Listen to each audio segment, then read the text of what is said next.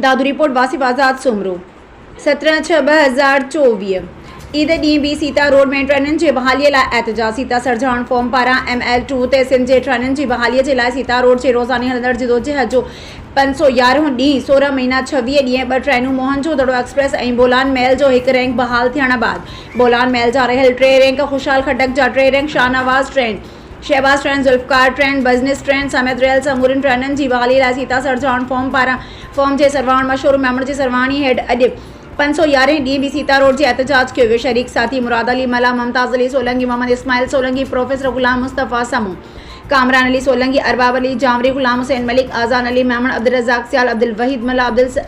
गुलाम server आराइन GM Soomro, सरताज अली सुमरो शरीक थिया। मशहूर मेमण ऐं ॿियनि चयो त ML2 ते सिंध जे रहियल ट्रेनुनि जी बहाली ताईं एहतजाज जारी रहंदो।